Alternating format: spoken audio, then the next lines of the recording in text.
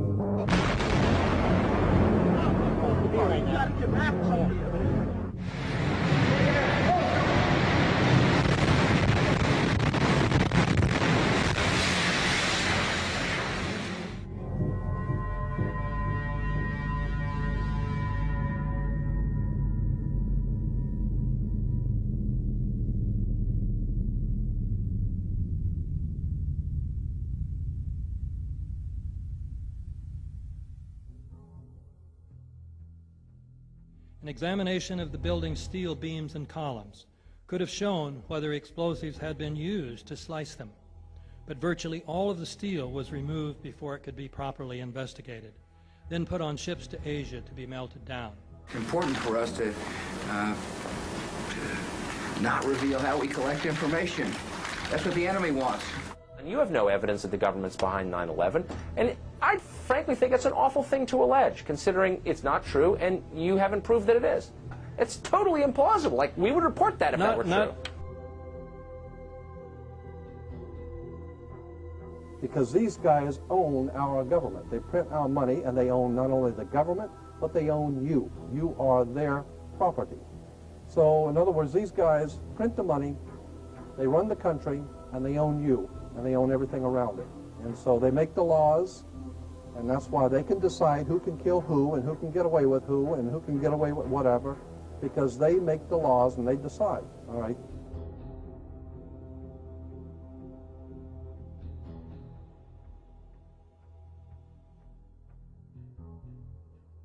On that day, what did the president say to you? The president, in a very intimidating way, left us, me and my staff, with the clear indication that he wanted us to come back with the word that there was an Iraqi hand behind 9/11, because they had been planning to do something about Iraq from before the time they came into office. Did he ask about any other nations other than Iraq? No, not at all. It was Iraq, Saddam, find out, get back to me. And were his questions more about Iraq than about al-Qaeda? Absolutely. Absolutely. He didn't ask me about al-Qaeda. And we said, but Iraq had nothing to do with this. And that didn't seem to make much difference.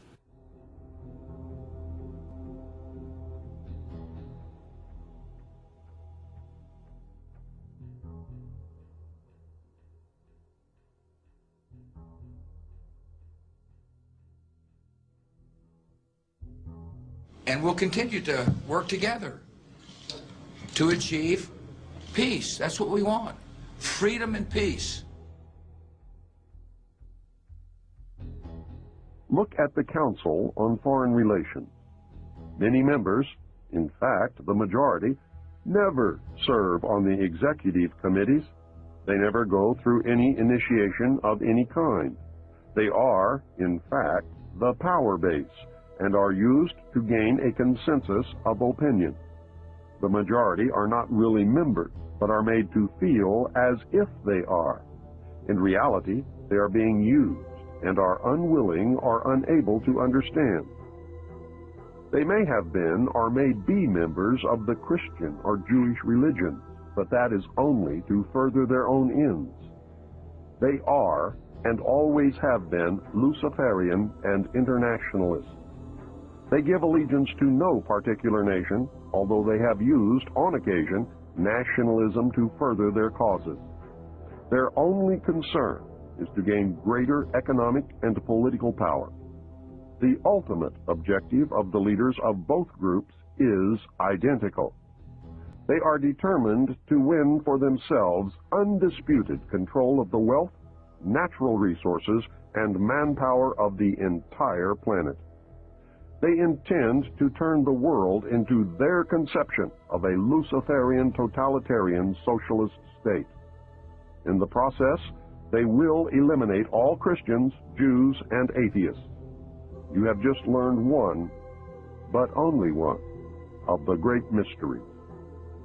The people who are running this country from behind the scenes do not care a thing about Americans or bloodshed anywhere.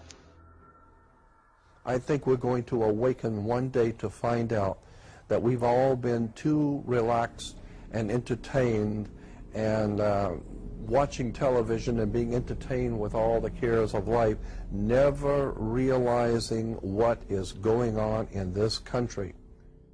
In the secret, ladies and gentlemen, they are at least, very bare minimum, 50 to 100 years ahead, beyond what you can even imagine.